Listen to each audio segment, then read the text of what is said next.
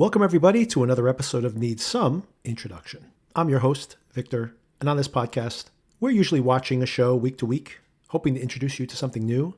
In today's episode, I'm joined again by Sona, and we're discussing this penultimate episode of Your Friends and Neighbors. Just some general podcast news as usual. If you'd like to support the podcast, recommend this to your friends and family, write us a review, or give us a 5-star rating on your podcatcher of choice. Reach out to us on Spotify in comments or YouTube. Sona and I are planning to have another video episode, a conversation on camera for the finale of Your Friends and Neighbor just a week away.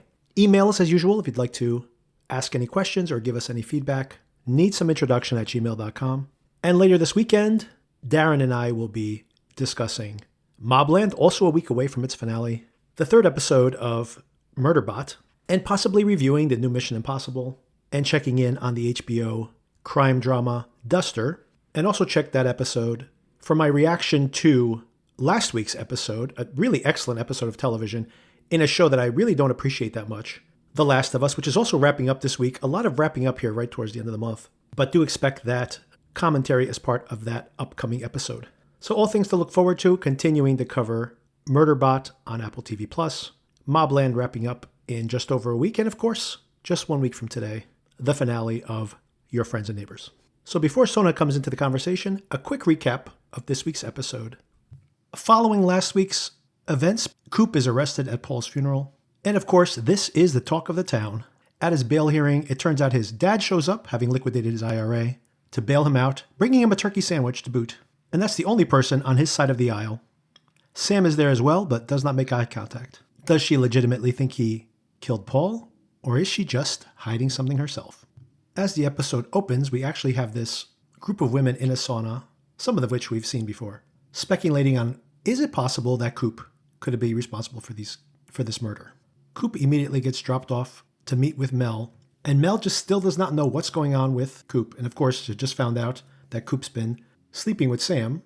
So things are complicated to say the least. And of course, she still has a thing for him. They've just had sex themselves recently. And she just doesn't trust him around the kids. This is more spiteful than anything else, but understandable at the same time. When Coop gets home, Allie warns him that the cops were looking down in the basement, which of course he immediately worries that they have found his stash of cash. But it turns out to be missing.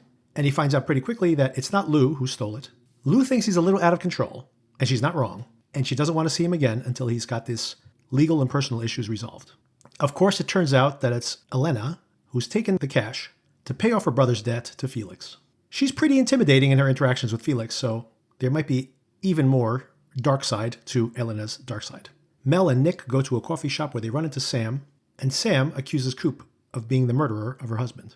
This conversation gets uglier and uglier, and Mel eventually admits that she just slept with Coop recently. And she says this right in front of Nick. This leads to a fist fight in the coffee shop, which gets caught on camera, and this family goes viral once again in this little enclave. Nick does get her out of the situation, and Sim still seems to be concerned for her, but leaves her standing in the street. Mel is as rudderless at this point as Coop is himself. The kids in school get to deal with their family collapsing in a very public way via these social media posts. And speaking of affairs that are less fun and more problems than they've ever been before, Allie decides to show up at her lover's house to return an album she borrowed from him God knows when, back in high school maybe. That album is Holes Live Through This. Indeed, if any of these characters can live through this whole situation. He's obviously cheating on his wife, and understandably does not want her showing up at the house unannounced.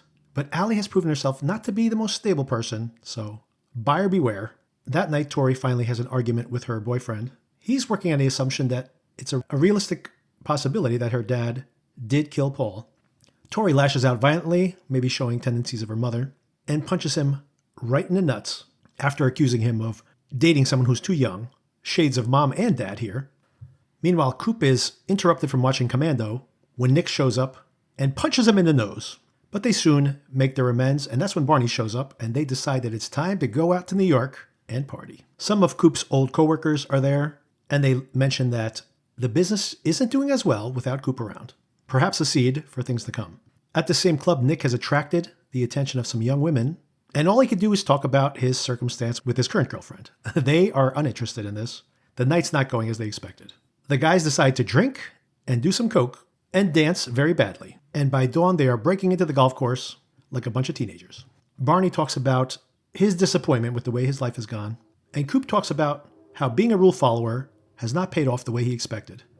And this is when he finally confesses that he's been robbing from folks. But Barney, luckily, or unluckily, falls asleep at this moment. When Coop gets home, he finds Hunter sleeping on his sofa, and he has a little bonding time with his son, despite all of the drama currently in their lives.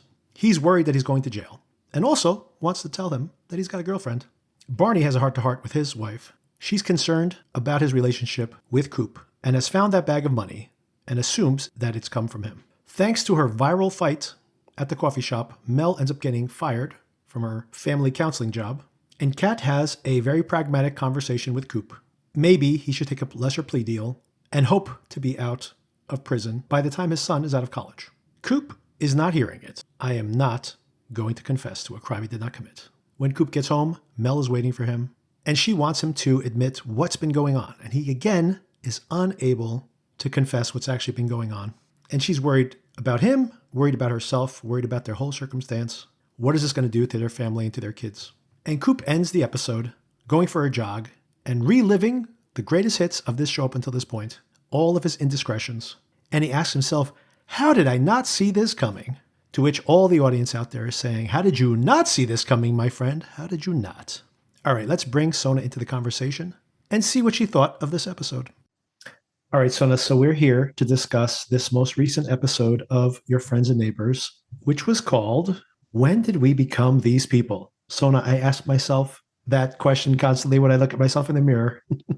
Is that true? I don't ask myself that question. I know exactly when I became this person. I guess I've seen it happen over time, slowly. Well, I've had hours of therapy, so I've spent a lot of time talking about how I became the person I am. It's good to be introspective. You know what? Something that our protagonist needs to be a little bit better with. I think everybody in this show needs to be a little better with it. Absolutely. So what did you think of this episode, this penultimate episode of our season 1? Well, it was very puzzling to me as a penultimate episode. Mm-hmm. I did enjoy it, or at least I enjoyed parts of it very much. But I was surprised just because we have spent a lot of time at this point talking about television shows and story arcs and how things are generally constructed. And we've discussed many times in connection with different shows that a lot of things usually happen in the penultimate episode to kind of set us up for the finale. And often I find I enjoy the penultimate episode more than I enjoy the finale. Mm-hmm. Here, I didn't enjoy the penultimate episode more than I enjoyed a lot of the episodes in this season even so far. And I feel like it didn't do all that much to move the plot forward unless there were a lot of things happening that I missed.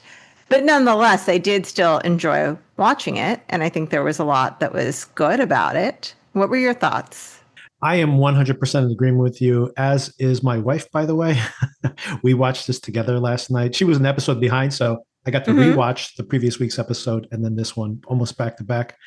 And we're all on the same page that she felt the same way. She was like, oh, I enjoyed watching the episode, but was completely vexed as to, okay, so nothing plot-wise advances this week. It's just like more of the same. I mean, I guess there's little incremental movement, but for a penultimate episode where you're thinking like that usually ends on the moment where you're like, this is the thing we need to figure out.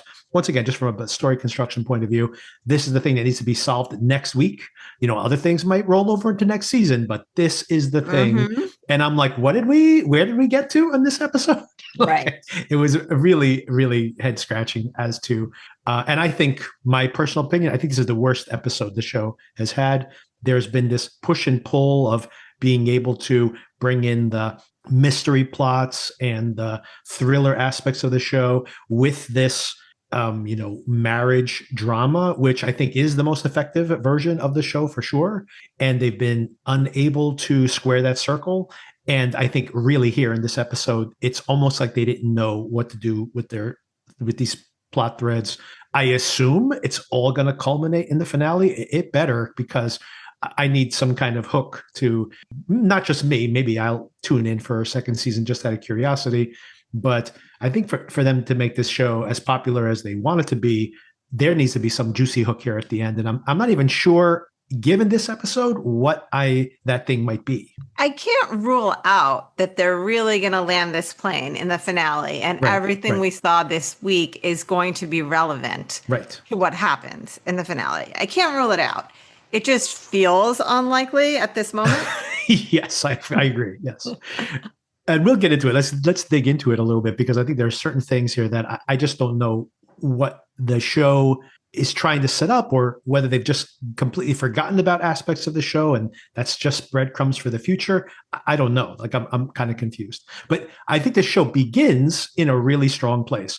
I really like the sauna scene because it not only gives you a little insight into these women talking amongst themselves, and it's very interesting in this episode that the way they speak in private and the way they speak in public are very, very different, almost contradictory. So that is interesting to see this dynamic when they're in private speaking at this moment. And I also like the fact that it's literally like a podcast, right? It's questions we were asking last week, like, well, that wouldn't make sense. And why would they think he was the killer? And they have really good rationale to explain the kind of obvious Dateline NBC, well, he was sleeping with her. So, and then people start saying, okay, this guy doesn't know how to shoot a gun, but he suddenly is a marksman. And there's a lot of questions as to whether he could possibly feasibly be the killer of Paul. But I did think this is probably the best scene in the whole episode at the very start. It was a good device for catching us up with the plot and all the questions that we should have on our minds as the viewer. Right. But I think the best scene was the club scene, because that was super fun to me.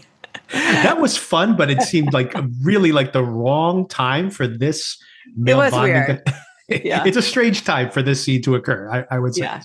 It's a very long. I think the other problem too, me and my wife both had with this, I did enjoy the general idea and the highlights of the whole clubbing situation, but it was a little protracted. Like it is a big part of the episode. Like more than half of it is just that section there. So maybe it went on for a little too long for me.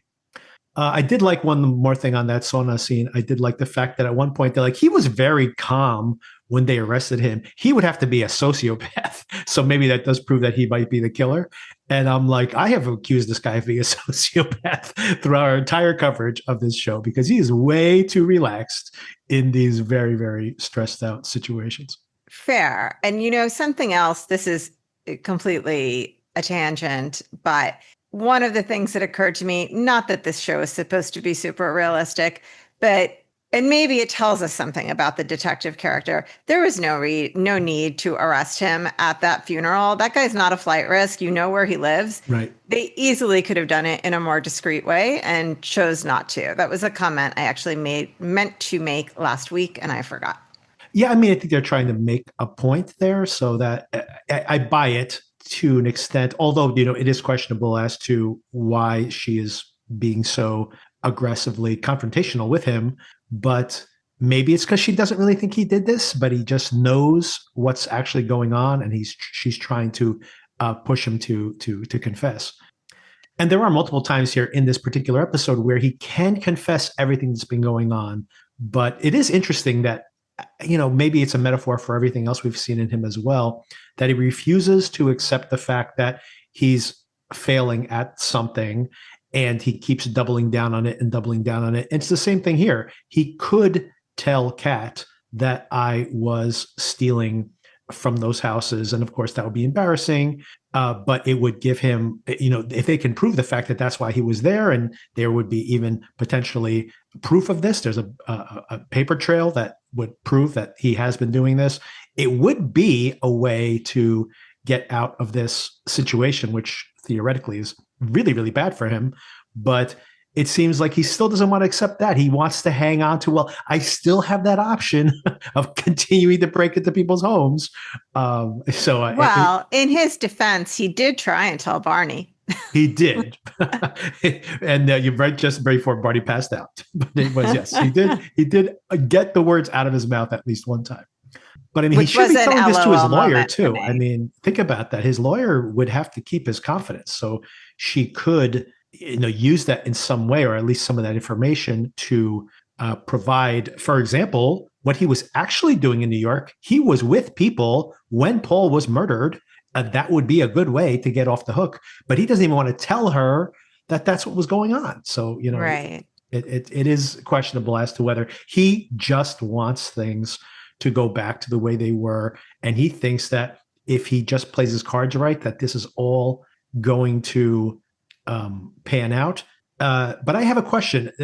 Rather than me saying that as a statement, do you think that's where his mind is at, or do you think this is some form of self-destruction?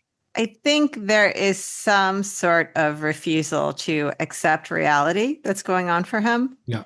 I feel like I'm the Coop defender between the two of us, Yeah. and you are always so hard on him, in my opinion.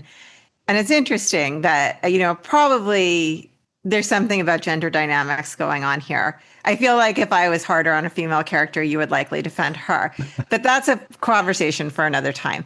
So I think there's a bit of denial. I don't know if you've ever had this experience, but I think sometimes when you start saying stuff out loud, it makes it more real than when it's just in your head. Mm-hmm. Even though it is a very real thing that's happening and you cannot deny the facts, discussing it with people makes the dire nature of the situation more realistic to you.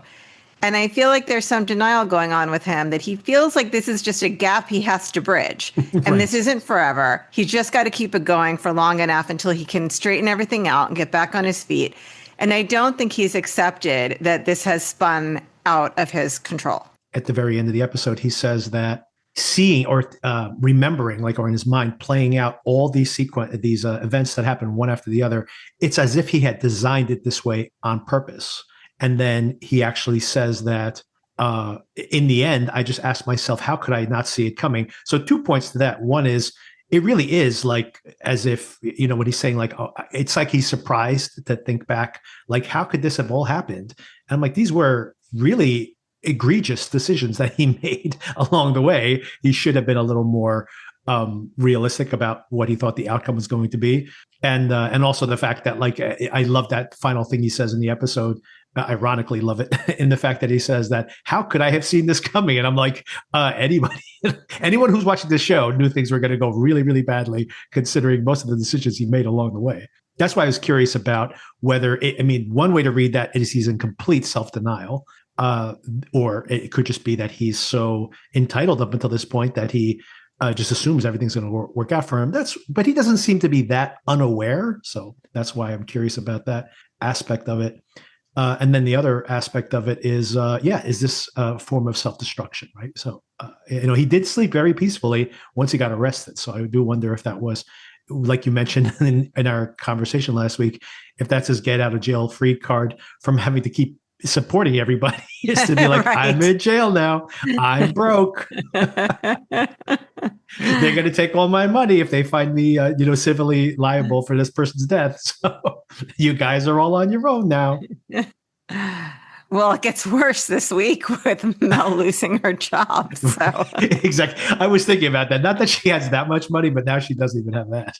And being on the outs with Nick. So she really is. Yes, exactly. A bit stranded. Yeah, exactly. You hope that maybe Nick will help out just because of the kids, at least, maybe. This would be a way, by the way. You think about how he wants to go back to a simple life and just run off together. We'll see how things land in this episode, but at the end of the season. But you can imagine him getting caught dead to rights on all this. Not the murder, obviously, but losing everything potentially. And I don't think this is the direction the show's going in, just to be clear. But it would be funny to be like, by blowing up his life, they have to go on the lam together because that's the only option they have. They have to go he's going to go pump gas somewhere and they're going to live in a very, very modest apartment all together. And no one's going to Princeton. Let's hope it's not a Thelma and Louise situation. Oh, let's hope not. That's a good point. But to go back to what you were saying about the final moments, I did identify with that, obviously in different contexts, but haven't you, maybe this goes back to our initial exchange when we started this conversation.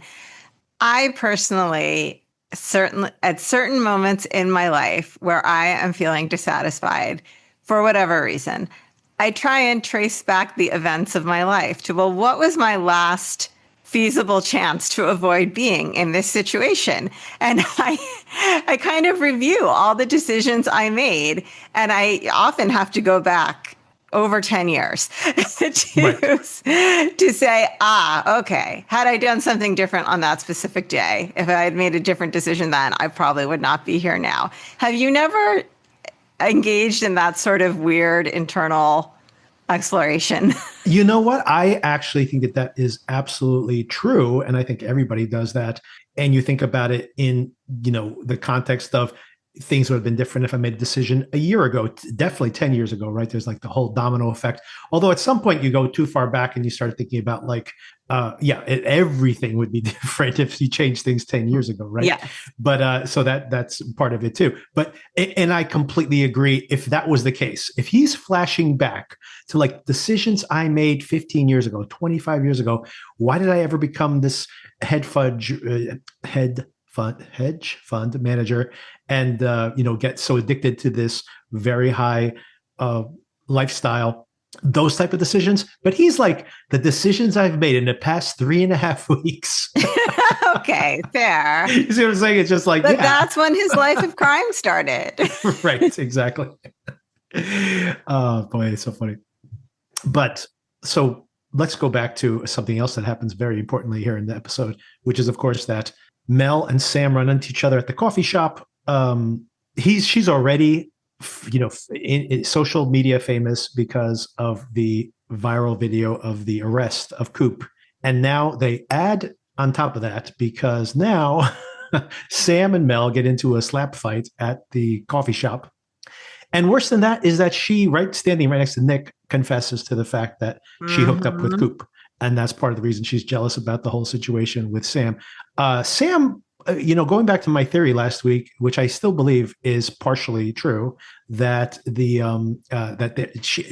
but I'm pretty certain that one version of that, death of Paul is that Sam is involved with this cover up in some way. I now believe that Sam hired somebody to do this. Oh, you really do? Okay. Well, see, I'm on the opposite side of this. I felt like she was so convinced when she said that your husband killed Paul, the way she said that she, if she believes that she, I get where you're going. I mean, yeah. She wasn't involved with that.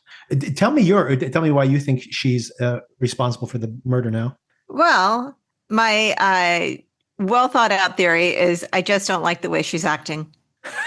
I mean, that's an important piece of it, right? If you consider that she is acting shady, there might be a reason for that, for sure. Yeah, I think she knows Coop well enough to know that he wouldn't be the type of person to kill Paul. Then why do you think she would be making this insinuation to Mel? I think now she's fully into her cover-up. I'm starting to sound like a conspiracy theorist. You really are. Going down the rabbit hole. But in order to support her cover-up, now she's decided to throw Coop under the bus. Maybe she's the one that planted the gun. I don't know. It could be. I mean, there is, by the way, she's always been partially on the suspect list of mine, because I did find it very interesting when they were talking about the guns and that there was another gun that was discharged. She's like, my gun's in the safe. It's never been discharged. It seemed like very rehearsed that she was going to say that. So I am a little curious as to what's being indicated there.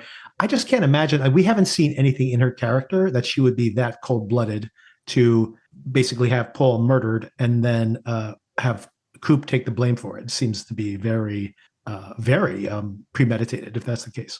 But what did you think of poor Nick, by the way, who still stands up for Mel and says, you got to get out of here right now, like trying to protect her. And then the second he gets outside, he's just like, I can't believe you did that. You're walking home. Yeah, so, I mean, I don't blame him, right? I mean, she has lost it completely because like really cutting off your nose to spite your face. She didn't plan on telling Nick that this happened, but Sam gets under her skin so much that she has to prove that she has this over her and hurt her. So she says this, even though she's blowing up her life in exchange for having that satisfaction. Yeah, exactly. It's like, it's so spiteful and so short-sighted for sure. And of course, like you mentioned, this actually ends up getting her fired from her job, which of course Well, not the only is a punch, I financial think, more issue. than anything, but Right. yes. Sure. Absolutely. This culminates somewhat with Nick showing up at Coop's house, and Coop's like, "Hey, what's up, Nick?" He gets punched right in the face, but then Nick immediately apologizes because I guess he suddenly realizes what it was like to be on the opposite side of that. Hmm. And then when Barney shows up, they decide to go party it up in Manhattan. Lots of cocaine and lots of drinking ahead of them. They run into some of Coop's coworkers, and I think not. They're not only an excuse to introduce cocaine into the equation, Yes. they're also Agree. there to talk about how the hedge fund is falling apart without Coop around, which I think is Yep. not a little throwaway. I think this is going to be I important to the agree. plot later on. What this is your favorite part of the episode? Tell me a little bit about it. I mean, the dancing is so great, first of all. Yes, yes. John Hamm's dancing being featured, just passing in front of the camera back and forth. I love it. And it reminded me a little bit about how we had talked about the club scene in White Lotus. Uh, Completely different feel than the Yes. club scene in White Lotus with the three ladies dancing. But I think the same idea that impressed me of, I think dancing in a club is a hard thing to capture the energy of. I mean, I don't know anything about movie making or filmmaking, but it feels to me like that's a hard thing to capture the energy of. But I think they did a really great job here of helping feel like we were there and witnessing this in person. Like the energy of it really came across for me. The freneticness and the the drunkenness and the high on cocaine-ness, like all of it translated for me. So I liked that. It was a little contrived for me, but it was still entertaining. My favorite part of it, of course, is the bunch of these middle-aged dudes breaking into the golf course at the end and riding around in the middle of the Yes. night like they're a bunch of teenagers. So that was a lot of fun to see, and also them all passed out on the field the next morning when the sprinklers go off. What did you think of Barney going to his wife at the end of this night of this bender they were on, and she is talking to him about she found the money and she is concerned about be careful of being around Nick. Although she defends him right in that sauna scene, she does not actually believe that Nick is a murderer, but she knows something Coop. bad is going on. Coop, I'm sorry, yeah, Coop Yeah. is she knows something bad is going on. Yeah, I liked this scene a lot, actually. Yeah, And I felt it was very realistic of how a husband and wife would interact. it's also interesting to have a little additional context to Barney in general. We see him have that confession with Coop, where the title comes from. Like, Yes. when did we become these people that he just is basically just planning the next thing he's going to buy, and then you buy that thing, and then you plan the next thing. You don't even get to appreciate the thing you bought, which I think is Hmm. a lot of people probably feel that way oftentimes, right? You just Yes. eventually run out of things to look forward to, so you just have some kind of prize you give yourself at the end of uh, the this life we live now, which can be repetitive. And we all go to work on a regular basis and do the same things day after day most of the time. And he's just kind of questioning all of this. So I thought that was interesting. It reveals something that probably was happening inside of Coop as well, whether he would admit it or not. And yeah, and it's a kind of and it obviously fleshes out Barney a little bit more. And you see probably part of why they are close friends is this way that Yes. he's expressing something that Coop probably has not expressed to himself even now, or maybe now he has at this moment when he's stealing these things from everybody. That I also really enjoyed the golf course scene following and the exchange between Coop and Barney. And as I mentioned before, it was just an LOL, like I literally laughed out loud moment for me when Coop says, "So I've started stealing things from people." And Yeah, you realize Barney has passed just out. passed out. Luckily, at that moment. I did also like this idea of like how there is this pecking order of, there's money and there's certain assets and there's whoever you've married and there's whatever kind of, class prestige you may have as well. But I did like this kind of representation of Nick, the way they all look at him and they're like, everywhere he goes, people recognize him. Women are throwing themselves at him. And in a way, like really speaks to Nick being such a loyal guy in really wanting to have this romantic relationship with Mel, because yeah, if he just wanted to be completely transactional, he could probably he's a celebrity. He can find Mm-hmm. someone to be with any day of the week. But it's interesting to see both of this, that it kind of shows you that Nick is pretty honorable a person, that he doesn't take Yes. advantage of these opportunities, which he easily could. And also simultaneously, it shows you this kind of pecking order of, this sexual jealousy that men have. And it's an interesting dynamic to see. Like you see that with women sometimes, but you don't necessarily see it with men. Also, at the end of this night, it's interesting to see that although Mel has not wanted the kids to get drawn into this whole entire situation, she defends him in public and then yet doesn't want the kids to be around him. They don't show up at the trial proceedings. It's actually the dad who liquidates his IRA to pay his $250,000 bond. The $250,000 was bail. So I think the Bail, bond sorry, is 10% of that, I think. Right. I believe that's the case, yeah. But like Coop said, he's going to get killed in the taxes. That's right. You can't take that out early. Yeah, you pay basically just as much in taxes. And although Mel, on the one hand, is defending him, on the other hand, is not letting the kids near him, it's interesting that night, given what's happened in their own home, that Hunter ends up sleeping on his sofa when he gets home and tells him he has a girlfriend. What did you think about the kids' dynamic? Not only the whole Hunter thing coming and staying with the dad, but what did you think about Tori finally having that, maybe the final breaking point with the boyfriend? I forgot to mention last week, by the way, when the boyfriend shows up at the hospital, where Coop, who's just woken up from his drugged sleep, is like, "Oh, I thought you broke up with him." Right. Well, I guess she hadn't gotten around to it yet. But maybe now. She kicks him she punches him just like her dad did when he says, "Well, he does seem like the most likely suspect for this murder." I mean, I love the kid's loyalty, and I take the boyfriend's point that it would be very hard to accept that your parent is a murderer. Right.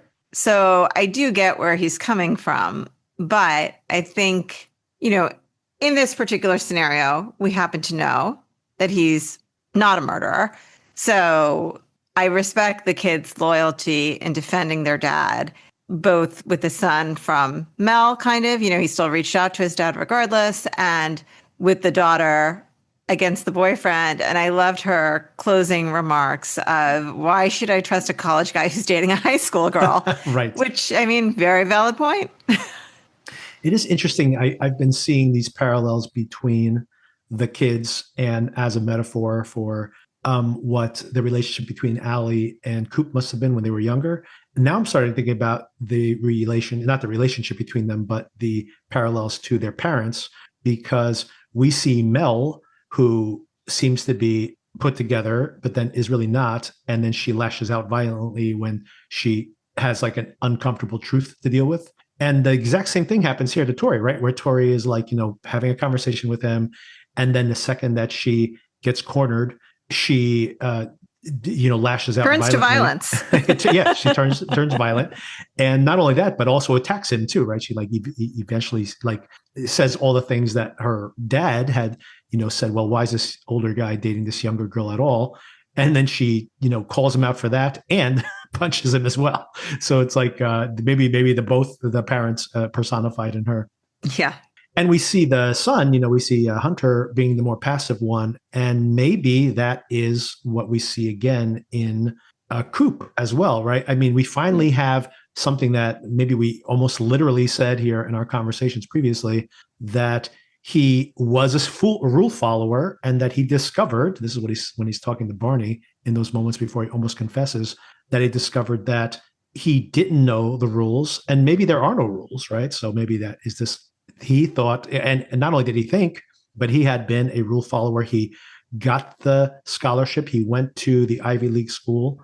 Is Princeton an Ivy League? Is it considered? Yes. Yeah. He, got the right degree. He got the right job. He got the right promotion, and he played by the rules. And his wife cheated on him, and he lost his job, and he got screwed out of his money at the office. And everybody just has their hands out waiting for him to give them more. And he's just like, I'm not playing this game anymore. And I think that's part of the reason, obviously, that he's turned to a life of crime, because he feels like everyone's taking advantage of me. I'm going to take advantage of them as well.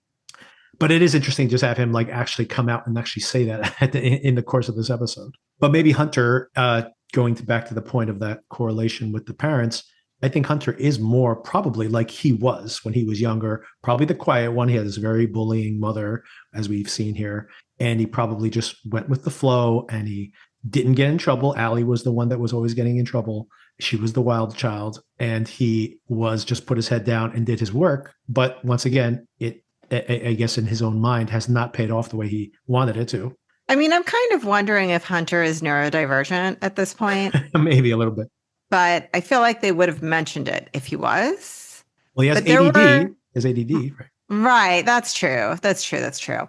I mean, the attachment to the headphones seems like yes, that's a good point. Yeah, a little bizarre for this age, but neither here nor there, I guess, to your bigger point. Having spent time with a teenage boy not that long ago who was about this age, I remember there was a period of time when my younger nephew was basically, they, make a joke here, like getting them to speak like one sentence is like right. pulling teeth. Right. There was a period of time where it literally was like, do you want a sandwich? Getting a response to that was like asking a very personal question. Like, sandwich, yes or no? Can I get one syllable from you, please? A thumbs up, maybe. So there is a period of time when I guess boys just become very surly. I'm not sure what that is, but I guess I probably. I mean, I think I might have started early. My 8-year-old can do it. Oh, I know. We had to talk about it this morning before school, and I am not a morning person. I don't want to have those talks before 8 a.m. Oh, yes, I know. I was just reading that Wall Street Journal article he published recently. It's like, why is my 8-year-old suddenly acting like a teenager? It's like, yes. Oh, I don't know that one. Oh, you should check it out. There's an article. And they're basically saying that it's hormones, that the hormonal triggers are coming earlier for some reason. But it's like a prepubescence. So it's just like, great. Just more, just a little preview of what you're going to have to deal with soon, Sona, on a daily basis. as am I. I mean, I don't want to get into my personal life too much here because I know some people don't love that according to the reviews. But my 8-year-old also came home with a black eye this week. So it's been a week. Oh, no. Was it a fight or was it an accident? No, he ran face first into a brick wall. Oh, so, okay. Yeah. So I am dealing with a lot of teenager adjacent issues this week, I suppose. Yes. Was it intentionally? Well, he was in a race, okay. But obviously he did not intend to run into the brick wall. But that is how the race ended for him. Well, that was my question, whether it was like, let me see what's going to happen. It's not going to go well. That's testing the laws of physics. Maybe that's a metaphor for what's going on with Coop here as well. So I'll send you some pictures. It's pretty grim. Oh, no. Okay. I want to see. Oh, yeah. It's not good at all. Oh, God. But anyway, we digress. Speaking of sibling dynamics, let's talk about Allie for a minute here. So, yeah, she mentions that she kind of stressed out last week. She doesn't go into details about her being with this guy again, which, of course, Coop is probably not going to want to hear about. But she, speaking of someone who might have issues, emotional issues, she is showing up at his house, wanting to give him a vinyl copy of Live Through This, which I guess they bought back in 1984 together. Was it Live Through This? I didn't pick up on that. Yes, the whole album. Yeah. That's film. Interesting. Yeah. But it definitely has the feel of, a teenager returning a hoodie. Yeah.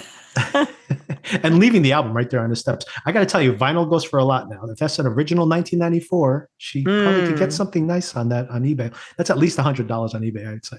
Wow. And she needs the money.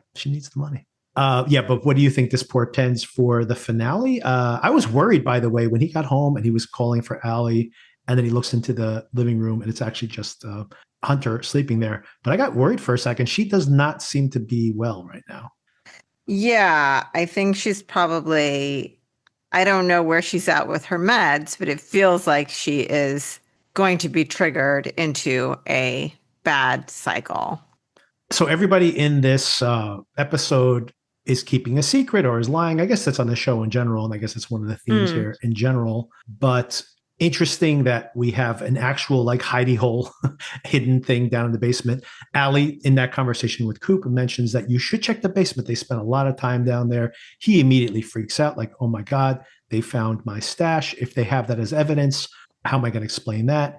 He runs downstairs, looks, but nope, it's not there. And he knows it's not the cops that took it, because the cops would have mentioned that they found this Right. stuff, or they would put it into their evidence pile somehow. So someone has ripped them off. And his first thought is that it's Lou. That's a very strange first thought. Yeah, I guess he was trying to tick through the people that know what he's doing and would do this. But obviously, there is Obvious. a much more obvious. I was trying to not use obvious again because I introed with obviously. But yes, there's a much more obvious suspect right under his nose, almost literally. A couple of things that are interesting in the conversation with Lou. One is that he said, well, and this explains maybe where he feels that he got screwed over by Lou anyway, because he does say correctly that the art dealer got his information from her, which is true. And she goes, well, I did do that, but only because, it could have been even worse. He could have tried to kill you.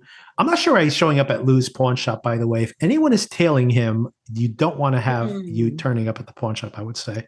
Although I guess you could just say, hey, he lost his job or whatever. He's been pawning stuff. I guess there's ways around that conversation.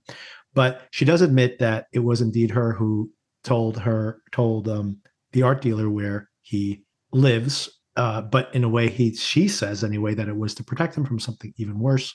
But now that he's done his no damage, he's willing to do business again. Another thing that's a breadcrumb here, I think, for potentially, at least if not explicitly, bringing him back in the finale, having that door open for future episodes, possibly, just to have him possibly still a character in this show. But she says to him, look, you are a mess right now. You had some potential, but this is not going well. And you are obviously under a microscope, and you don't come back here again until this is all resolved, which makes perfect sense. That's the most logical thing that anyone says in this whole entire episode of television, practically. And he still hasn't figured out, apparently, that it was Elena who stole the goods to get that $200,000 to get her brother. Yeah, I mean, we aren't literally told this, but I think it's the only conclusion.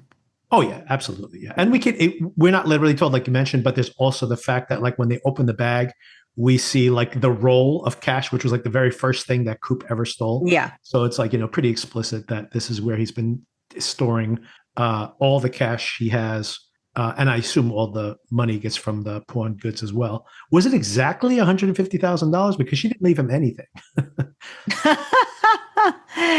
I mean, maybe it's a happy coincidence, or maybe she kept the rest. I don't know. Maybe she just pocketed the rest. Exactly. Yeah. And it's also possible that theoretically, if she knows that the cops, she's seen in the news that the cops are investigating, and she's like, she might have just thought, like, I need to get that money if it's still there.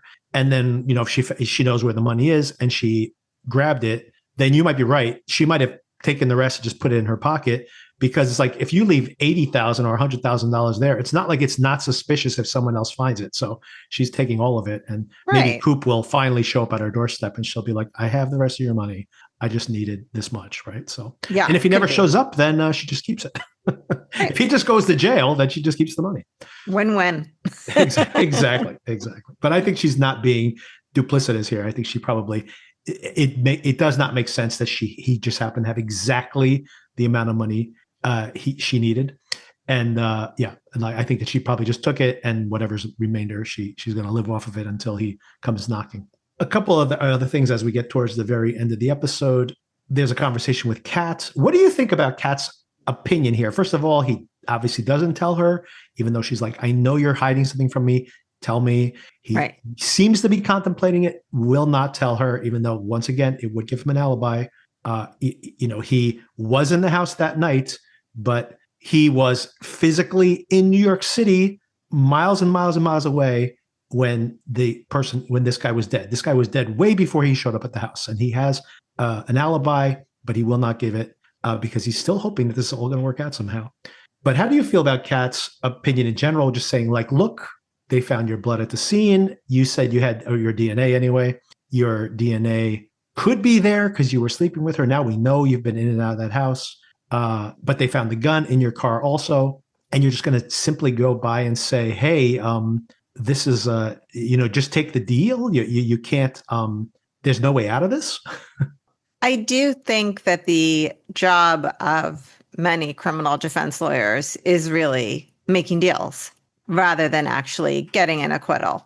So I think that is probably where she excels rather than in actually putting on a trial and getting a not guilty verdict. So this is probably what she knows. And, she's good at it. So I understand why she's framing it that way. But I think Coop has the thing going that we've talked about before of people believing, well, I didn't do it. So why should I make a deal? And how could this end in anything but a jury realizing that I didn't do it because I didn't do it? And, especially for a certain demographic, I think it is very hard to imagine that you could be put in prison for something you didn't do. So I think this tension is very realistic, but to your point, I think it could go a long way if Coop actually said what's going on, because probably she's also sensing, having worked with a lot of criminals, that he is hiding something, as she says, and she probably assumes he's hiding something related to the murder because that's what she knows, right? Yeah. So I think it would be very helpful if he could just spill. Yeah. I think you make a really good point that in two ways. One, I think you make a good point that she's had this experience before, and she's assuming that there's another shoe to drop. She doesn't know what that is. So she's just like, your best advice, given the worst case scenario of whatever that is going to be, that you take this plea deal. But then on the other hand, it is another way to think about it too, is this whole idea of him being like, well, I didn't do this, so I can't go to jail for this. And being very much that is the rule follower version of him. But you do have somebody who literally just had his cash stolen by a thief from him, cash that he stole from other people who theoretically are entitled people who are stealing that cash from other people in more legitimate ways. So it's like when you're in this pyramid of stealing from each other, it's kind of hard to be like, no, the honorable thing always prevails. So he seems to be a little out of touch with his own current lifestyle. But and I mean, of course, there's the whole, who's cheating on who and who's actually rich and who's actually about to go broke and all that illusion as well. So it all seems very, very naive for him to be like, but I didn't do this. I can't go to jail for this. Which a second follow-up question on that is, she says, if you take this plea deal, I don't know what the plea deal is. Maybe we'll have actual details about it. If you take this plea deal, you could be out of jail before Hunter's out of college, like a 4 or 5 year for a premeditated murder. I guess they would say, what, maybe it's self-defense. Is that what they're going to try to go for a 5-year plea deal? What charge could get him out of jail in 5 years? Again, not a criminal lawyer, don't have criminal experience. So I feel like it would have to be pled to some sort of manslaughter, but yeah, usually there's some sort of allocution where you explain exactly what happened. Right. So I don't know what he would explain that would make that make sense, but maybe. I mean, he could fabricate his story because the gun is missing. You could say he was there. I didn't know Sam was out of town, which is a lie. We got into a gunfight. He did discharge a weapon. And then it said, like, and why did you throw away the gun? And he could just be like, oh, I panicked. I took the gun and I ran away. So none of that actually happened, obviously. But you could imagine a version of this where it's like, I shot in self-defense. And then it's some kind of manslaughter, right? Yeah, but you kept one gun and not the other. Yeah, it doesn't make any sense. Yeah, exactly. I threw away the other gun, but kept this one. A lot of questions about that. But of course, I think they would take that plea deal if he elocuted to that, because could you imagine going in court and being like, no, you did this murder. That's why you took the gun. And it's like, oh, so what gun? The gun he discharged. Oh, you mean he discharged a gun? Like the defense would, the prosecutors, I should say, would have to ask questions of their own case that they probably don't want to. If they want to make this as a premeditated murder, then you can't start saying like, oh, where's the gun that he shot at you? Oh, he shot at me? Then it was self-defense, right? Like there's too many, they probably would just want to get this off their books as quickly as possible, even though it makes no sense that gun is missing. Agreed on that. But I don't think any of that happened. If you want to know my theory, I'm not going to regurgitate it now, but I basically tried to, by the way, my wife just saw this episode yesterday, like I mentioned, and I tried to explain my theory of the case that I outlined last week. And she was so confused. She was very confused at what I was trying to say. I'm like, maybe. See, the conspiracy theory that I have going is much easier. Yes, yes. Hey, you know what? Yours is much cleaner for sure. That's Sam, right? I mean, except that I have no idea who actually did it. And I don't have any explanation for the other gun or any of that. But okay, let me flesh this out a little more. Like Sam lured Paul to the house. Yeah. Someone's and waiting obviously there. Her motivation is money and hatred generally. And had somebody waiting there to kill Hernandez, the detective. Who we didn't see at all this week. Right. Good, interesting point. And so, I'm going to go. And Paul had started carrying a gun because, I don't know, his diner business involves the mob. And so now he carries a gun. Paul was ready with a gun, but obviously ultimately lost. Yeah, that's what I'm going with. I mean, I don't think my case is that dissimilar from what you just outlined there, from the fact that, it's very similar in the fact that the only question you have is who was the person in the house waiting for Paul. And I would say, well, who's the person who's been nefariously contacting her, without explanation? It's Hernandez. And Hernandez happened to be the guy who found the gun in Coop's trunk. Interesting, right? So I don't think we disagree necessarily on our theory of the case. But my bigger question to you is, where do you think this is going from the standpoint of where the show is going at this point? Do you think we're going to end it with Coop on trial? They set the trial date. What is this? How many months out? Oh, I wasn't paying attention to that. I think it's months out. So do you think we're going to jump ahead to the case? Do you think we're going to see him, season 2 is going to be him stealing stuff in this interim before him going to court? Do you think that the case is going to fall apart in the 11th hour? What do you have any? I mean, this is pure speculation at this point. We have no idea. And by the way, nobody does. I think I mentioned this to you that the critics only got the first 7 episodes.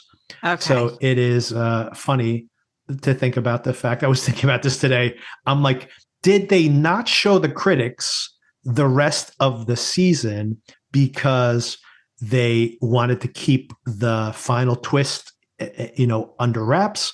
Or was it because episode 7 was a pretty neat place to end the storyline temporarily? If you were waiting for the rest of the shows, and this particular episode is pretty bad. So they didn't want the critics to see this particular episode. I'm not sure which direction that would go in, but if you wanted to speculate at all, just, obviously pure speculation, where you think the season might be headed for the finale, I should say. I don't think we're going to see a trial. I also don't think there's going to be a trial. I don't know why. I just don't think so.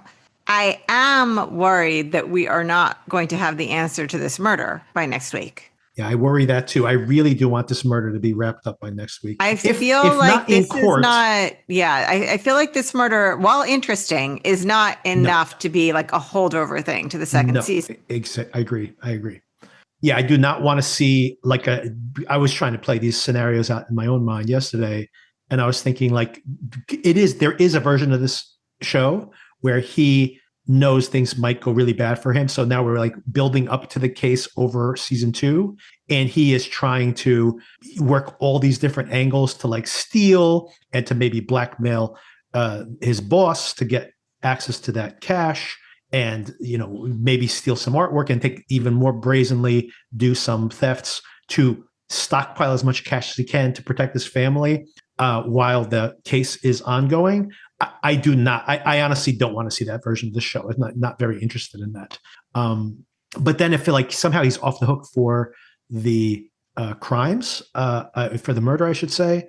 And I do hope that they do resolve that. I don't know what the big hook for next season is. It's just he's going to go back to stealing again. I'm not sure where I honestly don't know. And in a good way, I prefer where I don't know exactly what's going to come in the finale. Well, as long as it doesn't end up being disappointing. Exactly. I do want it to be satisfying. Exactly. Yeah. I don't mind not knowing, as long as in the end, I'm like, wow, that was great.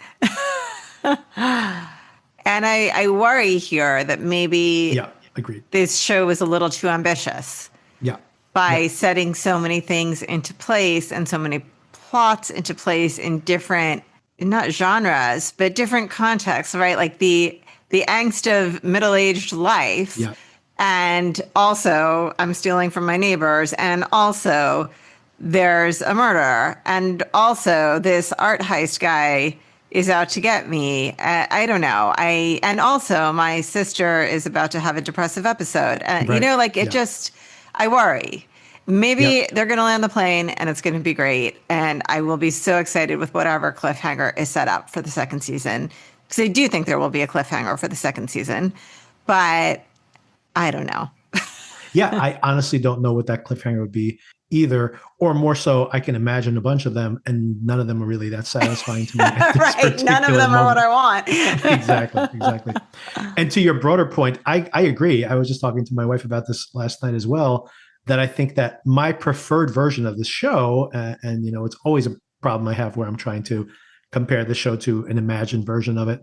But my preferred version of it, I think, like you mentioned, it is that midlife crisis show where he is committing these crimes and potentially discovering the secrets that his neighbors have and potentially using that to blackmail, and basically him becoming more and more duplicitous and maybe getting more and more distanced from the person he was, one crime at a time, but much more low stakes than this. Like I assumed that kind of was the show we were going to get, and it would be much more psychological.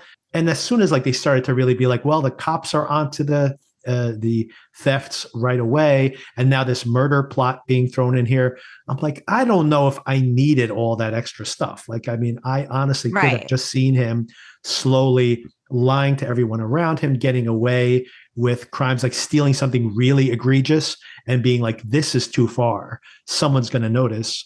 And nobody notices. And he's like, oh, great. I can even be more bold. And so really seeing him become corrupted, going Yeah. from being very straight laced and playing by the rules, and then getting screwed over, and then becoming truly more and more nefarious, starting to blackmail people who were his friends.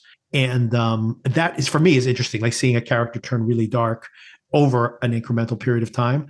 And as soon as they were like, onto the thefts right away, and the cops became a bigger part of the plot, I'm like, I don't know if we really need this to be a cop procedural too. Like For real. it's too much. I think it's overloaded.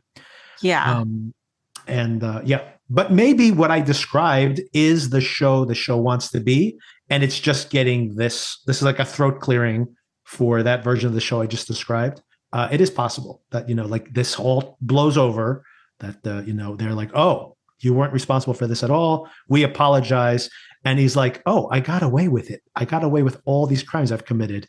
Now he is that Mhm. emboldened Maybe. criminal from that point on, Yeah. right? Maybe that And could he happen. blackmailed Kat, and it all worked out for him. And maybe he does become that more and more nefarious character because he gets smarter about what he's doing. And maybe all of this season was like him potentially learning these lessons, having to deal with these consequences. And then in the end, it's all for naught. Like, no, he doesn't face any consequences, which is unfortunately often the case for entitled people, right? So maybe that's where we're getting around to. But I would, in general, prefer that we get that other version of the show next year. Yeah. I get what you're saying. And I haven't thought it through enough yet, but I definitely don't disagree with you. And yeah, and then we circle back to those final moments where he is jogging. He goes for a jog. He's had that conversation with Mel. She is intriguingly finally taking being accountable for her own actions and saying like, oh, he's like, oh, you ruined your life temporarily anyway, or lost your job defending my honor. And she's like, no, I did this all on my own. And so at least she's taking accountability that these are her own decisions that are being made. Yeah, and it was like an echoing of her conversation with her boss, right? Where Right. she's, we're putting you on leave because of Coop? No, because of you. Right. Exactly. And then she pulls over after she leaves and breaks down, and she obviously is very confused at what she actually wants in her life right now, and feels bad for Coop, who's obviously taking the brunt of this, and maybe feeling a little bit responsible that even though she doesn't know about the thefts, that she might just think that he's unraveling. And part of that, of course, has to do with this his marriage unraveling, which was maybe his stability point in his life. So she's feeling guilty about that, and the financial aspect of it is, on top of that, that he's dealing with. And then he goes for that jog, and he has that internal narrative, which I thought was really rough. But trying to put a point on this, like trying to give the episode, which is pretty formless, have some shape by him having this moment, this revelation. Yeah. How did I come to this? I'll tell you how you came to this. You started stealing stuff from your friends. I could never have foreseen that this would go badly. And then I went into cahoots with my wife's current lover's maid. And now there's 25 people who know what I'm doing. I don't know how I got into this predicament. But don't you think the point of that whole thing is he's saying, obviously, it ended here. How did I not know? Well, I mean, I think that is the revelation that, and I think dovetailed or, including that statement he makes that in a way, like playing everything back, it's like as if I did this to myself on purpose, right? Right. And I'm like, yeah, so maybe that is him having that revelation. He is self-aware. It's just, like you said, this is a very short period of time. He's just processing it now, Victor.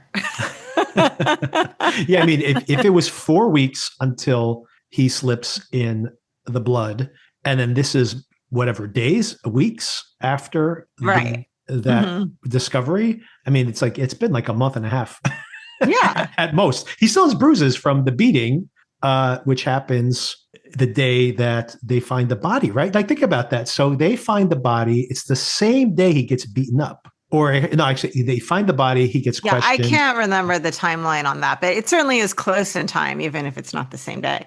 Yeah, I mean, this is like a week after, which, by the way, is still very fast that this would all happen within such a short period of time. Because now I'm just playing it back in my head. They question him. He goes to Princeton. He comes back from Princeton, and they arrest him for they basically find the body while he's on that Princeton trip, right? Because he slipped in the blood the night before he left. So the maid shows up the next day. The investigation ties back to him. He's only been gone for a couple of days. He's in the hospital. He's still bruised from the beating, which, he's only out of the hospital a day or two. Yeah, I mean, he probably has a concussion. They just haven't mentioned it. Right.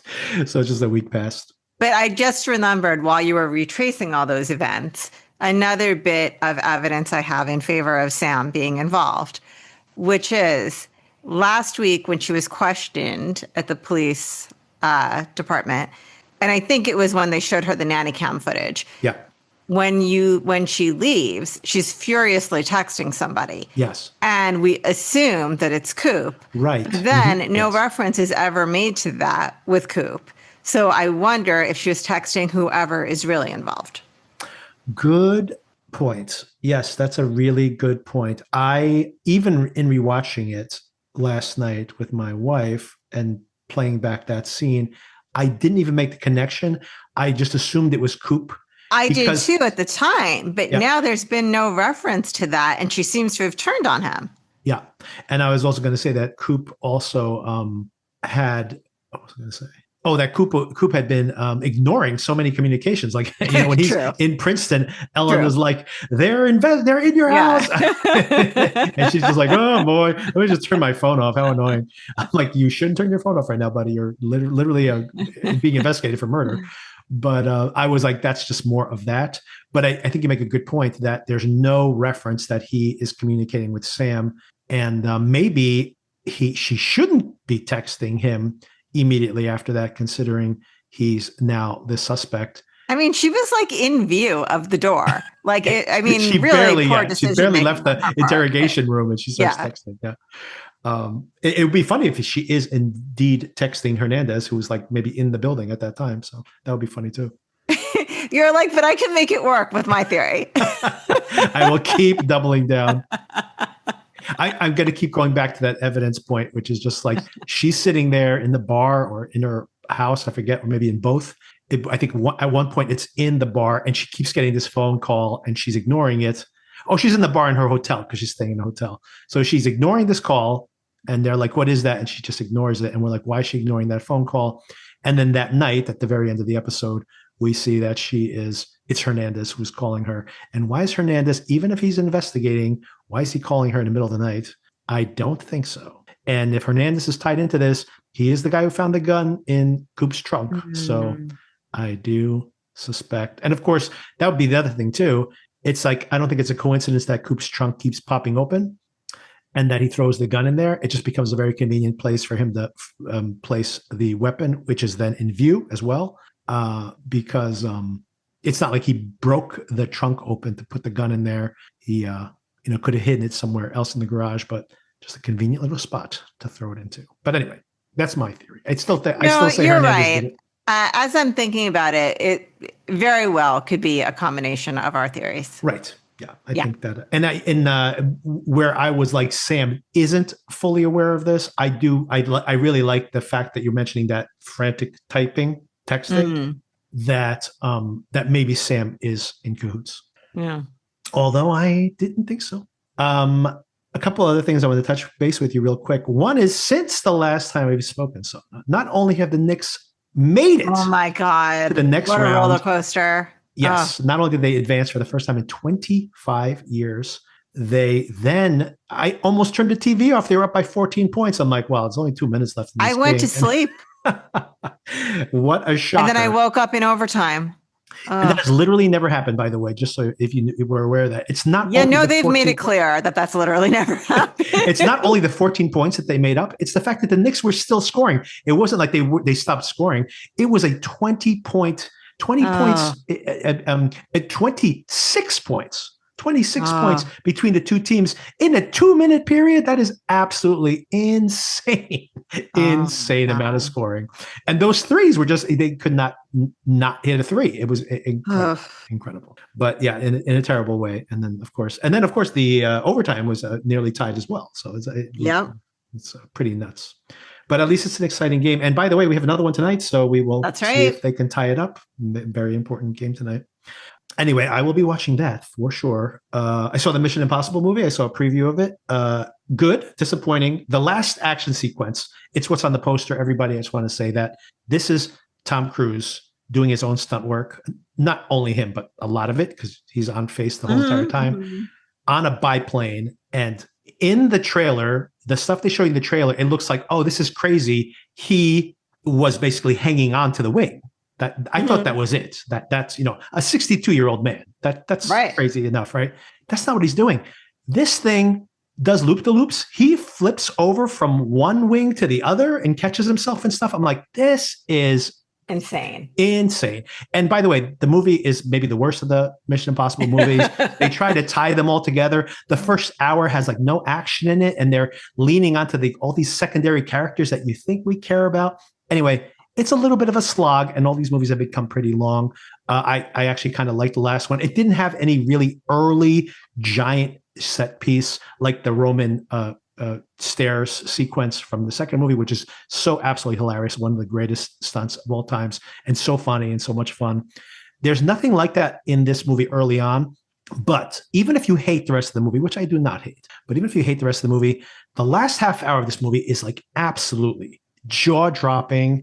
It's insane. And like, I mean, if this is his coup de grace on this series, like, holy cow, like this guy really has putting his life on the line in every one of these movies. And this is one of the most absolutely jaw-dropping action sequences, just to see this guy, literally hanging onto this plane by a whisker. It's insane. It's absolutely insane.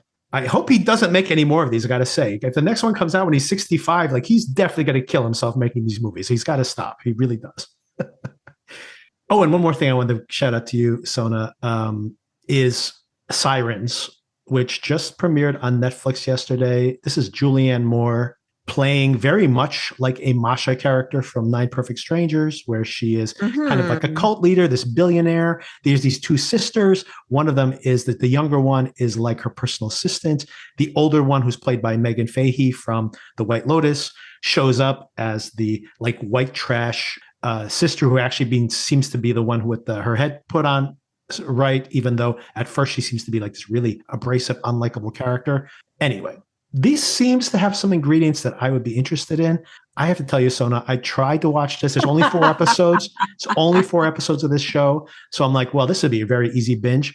This 1 hour of this, which wasn't even an hour long, maybe 50 minutes, seemed like 3 hours to me. And I absolutely hated every moment of Oh this. my gosh. I think this is probably going to be a pretty popular show.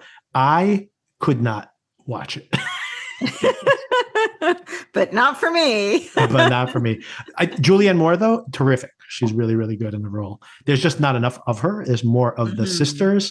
And Kevin Bacon's in it, although not in this episode, by the way. I needed to see Kevin Bacon before the end of the episode for me to even make an attempt to keep going with this show.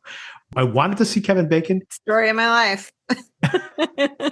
And I thought that Julianne Moore was terrific. It really so much fun in that character, but there's just not enough of her in it. And I was just like, man, make this episode end. I could not wait for it to be over. Maybe try out the first episode. You might like it. I don't know if I can go back after that first episode, but okay. Thanks for that resounding endorsement. I just know that it's going to be popular. So I do want to call out that it didn't work for me. Thank you again, Sona, for the conversation. And we will regroup in a week from today to discuss the finale and see how it all lands next week. Can't wait. Go Knicks. Go Knicks. Go New York. Go New York. Go. All right. Thanks. Bye. Bye.